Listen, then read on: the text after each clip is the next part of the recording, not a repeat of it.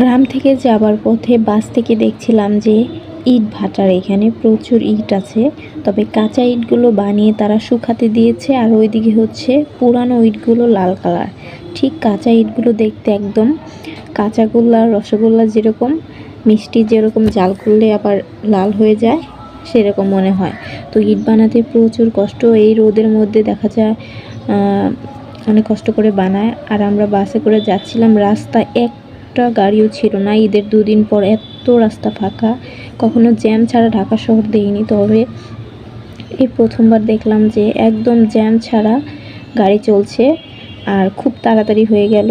একদম রাস্তা ক্লিয়ার, কোনো গরম বা হই হুল্লার কিচ্ছু নেই, পুরো নীরব গ্রামের মতো। আমি মশার ব্যাট কিনে নিয়ে যাচ্ছিলাম এবং রাস্তায় সব কিছু উপভোগ করছিলাম। সামনে একটি মহিলা বসে আছেন এবং আমরা হচ্ছে গাবতলীর দিকে